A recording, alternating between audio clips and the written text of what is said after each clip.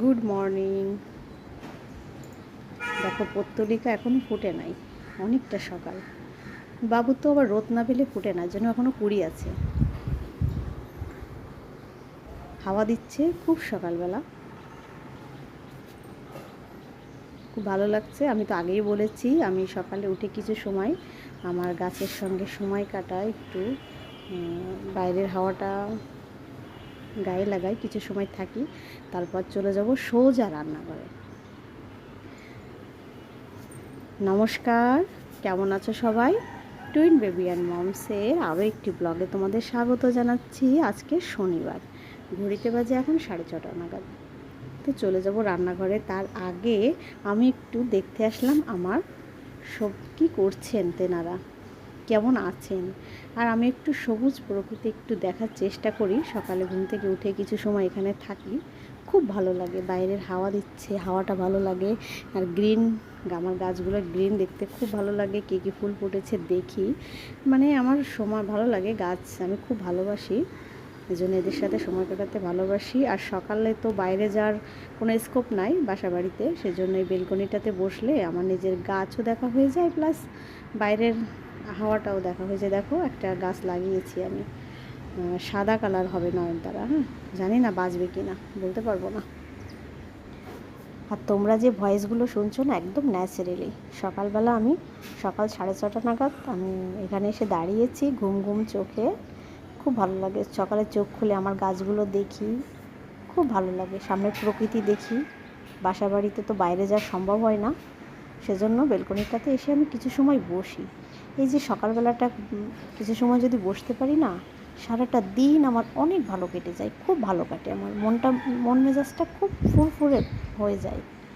আর আমরা যারা গৃহিণী, এদের তো ম্যাক্সিমাম সময়টা কাটে রান্নাঘরে। আমরা কিন্তু হাজার চাইলেও পরে এরকম এসে বসতে পারি না। তো পরে রোদ উঠে গেলে ভালোও লাগে না।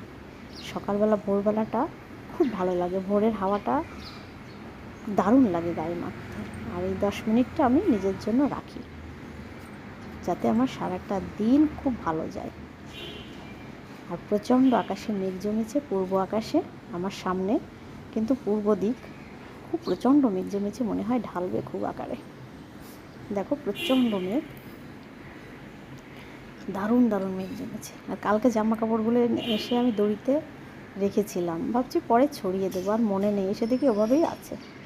এখন ছড়িয়ে দিয়ে যাব, জানি না আবার একটু পরে সরাতে হয় কিনা, বৃষ্টি হতে পারে। আর এখন তো বর্ষাকাল, শ্রাবণ মাস প্রায় যায়। সামনে তো জন্মাষ্টমী। তো তোমরা বাসায় যারা জন্মাষ্টমী করো তারা তো নিশ্চয়ই প্ল্যান নিচ্ছ, প্রি প্ল্যান। আমি বাসা বাড়িতে, আমি নিজের ঘরে তো জন্মাষ্টমী করি, অবশ্যই এবছরও করব ঠাকুর আশীর্বাদ করলে। তো সেজন্য একটু একটু ধীরে ধীরে প্রস্তুতি নিতে হবে। আর এখন দেশের যে অবস্থা, নিজের মন মেজাজ ভালো না, বাচ্চারা স্কুলেও যেতে পারছে না ঠিক মতো, সব কিছু মিলিয়ে একটা কেমন কেমন। তো আমার বেলকনির টাইম শেষ হয়ে আসছে, আর বেশি সময় থাকবো না, চলে যাব রান্নাঘরে। তো সকালে নাস্তা বানাবো। আজকে শুক্র শনি আমি 2 দিন হলিডে আমার হাজব্যান্ডের। তো আমি 2 দিন সকালে নাস্তা করি, রুটি বা তরকারি বা ভাজি টাজি, মানে সকালে রুটি পরোটা করি, যেহেতু অফিস থাকে না। আর অফিস টাইমে তো লাঞ্চ নিয়ে যাই ওর বাবা, সেজন্য আমাকে সকালে উঠে ভাত বসাতে হয়, একবারে ভাতটাই সেরে ফেলি। তো রুটি আর তরকারি দিয়েছি বাচ্চাদের, একটা থালে রুটি দিয়েছি, চামচ দিয়ে তরকারি দিয়েছি বাড়িতে, ডাইনিংয়ে দিয়ে গেলাম, ওরা খাবে। ওর বাবাকেও দিয়ে দিয়েছি। তারপর একটু চা বসিয়েছি, লিকার চা, হালকা লিকারের মশলাযুক্ত চা আর কি। এখন তো এটাতেই অভ্যস্ত হয়ে গেছি, এখন আর সমস্যা হয় না। তো মাঝে মাঝে এখনও দুধ চা খেতে আমার ইচ্ছা করে, এতদিন কিন্তু করতো না, হঠাৎ জানি না করে। তো মাঝে মাঝে আমি দুধ চা এক কাপ বানাই খাই, কিন্তু বাবা তাও খায় না। দেখো ভাতটা বসিয়ে দিয়েছি, ভাতটা নামাবো এখন, প্রায় হয়েও আসছে। তারপরে এখন একটু কয়েকটা মচমচা করে আলু ভাজি করেছি, বাচ্চারা বলেছে মা মচমচা করে আলু ভাজি খাবো, ওদের জন্য এটা করে দিয়েছি। মরিচ ফেলে দিইনি, মরিচটা ভেঙে দিয়েছি যাতে বেশি ঝাল ঝাল না হয়। আর দেখো কয়েকটা আলুর চপ বানালাম, কয়েকদিন ধরে আলুর চপ খেতে খুব মন যাচ্ছে। তো আমি আলুর চপটা অন্যরকম করে বানালাম, মানে তাড়াহুড়ো করে আলুর চপ যাকে বলে। আর ঘরে দেখলাম বেসনটা শেষ হয়ে গেছে, তো চালের গুঁড়ো ছিল, চালের গুঁড়ো দিয়েই বানালাম। আর আলুটা আমি চাকা চাকা করে পাতলা পাতলা করে কেটে নিয়েছি। ওটা সেদ্ধ করিনি, জাস্ট পাতলা পাতলা করে গোল গোল করে আলুর পাঁপড়ের মতো কেটে নিয়েছি। নিয়ে সেটাকে আমি চালের গুঁড়ো, লবণ, মরিচ, হলুদের গুঁড়ো ব্যাটার বানিয়ে ওটাতে চুবিয়ে আর কি মচমচা করে ভাজি। এখন খাবো, বেশ খেতে ইচ্ছা করছিল, তাই ভাবলাম বসিয়ে দিই। আর রান্নাবান্না মোটামুটি শেষ, তো ভাবছি এটা দিয়ে কাঁচামরিচ দিয়ে খাবো। অনেক দিন একটু ভাজি পোড়াটা খাওয়া হয় না, বানাবো বানাবো করে আর হয় না বানানোটা। বেসন থাকলে খুব ভালো হয় চপটা, ব্যাটারটা খুব গায়ে লেগে থাকে আর বেশি হয়। আমি মাঝে মাঝে বেকিং পাউডারও দিই। বেকিং পাউডার তো ঘরে আমার থাকে সব সময় কেক বানানোর জন্য, বাচ্চাদের জন্য। তো এই বেকিং পাউডার দিলেও না মানে চপগুলো বেশ ইয়ে ওঠে, ফুলে ফুলে ওঠে। আর বেসন না দিলে চপটা হয় না আসলে। তারপরে এটা আমি চালের গুঁড়ো তো বেশ মচমচা করে গরম গরম খেতে হবে। গরম গরম গরম গরম ভাতের সঙ্গে আর গরম গরম চপ একটা কাঁচামরিচ দিয়ে খেলে ভালো লাগবে। অনেক দিন ধরে খেতে ইচ্ছা করছিল, হয় না করে শুধু বাচ্চাদা এটা করো করতে করতে আজকে ভাবলাম আমি নিজের জন্য করবই। নিজের জন্য কেন করব না? নিজের জন্য কি কিছু মন চায় না? মা হয়েছি বলে কি নিজের স্বাদ আহ্লাদ কি সব ধুয়ে গেল? তো বাচ্চাদের আবদার মিটিয়ে তারপরে নিজের ইচ্ছাটা পূরণ করলাম। সবসময় আমরা বাচ্চাদের আবদার মেটাতেই ব্যস্ত থাকি, আর ভালোও লাগে না তাদের কথা না শুনলে। বাচ্চারা কিছু বললে না আমি না করতে পারি না। দেখো আমি আলুর চপগুলো আবার বসিয়ে দিয়েছি।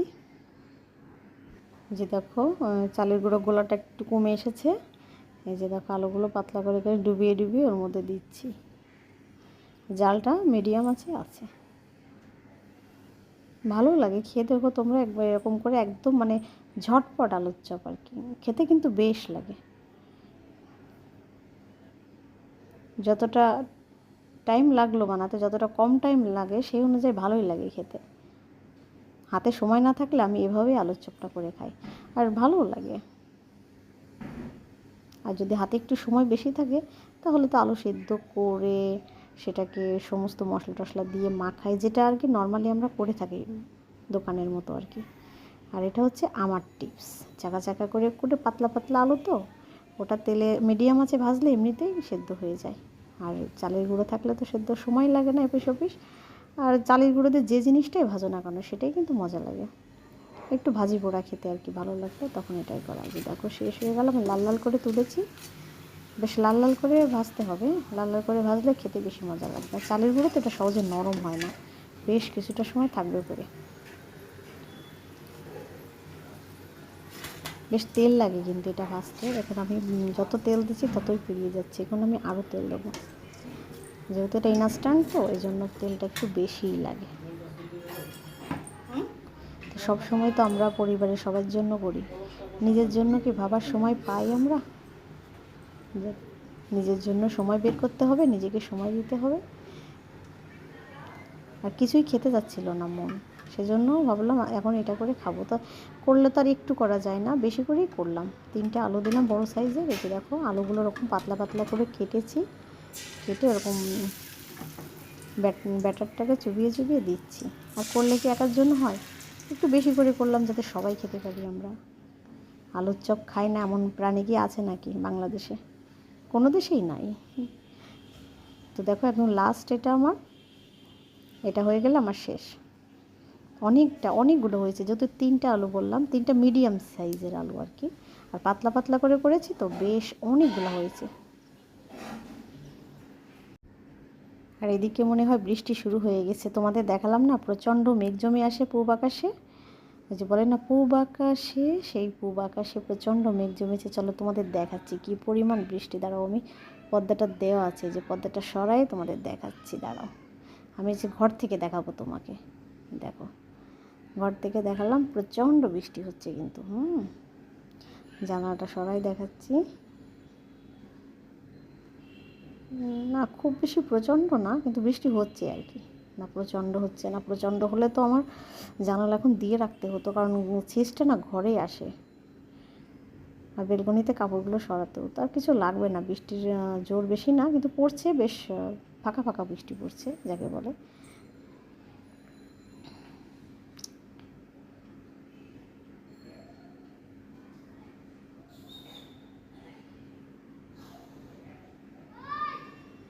বর্ষাকালে বৃষ্টি হবে এটাই তো স্বাভাবিক, যখন তখন হুটহাট করে আসবে, মেঘও আসবে, হুটহাট করে বৃষ্টি হবে।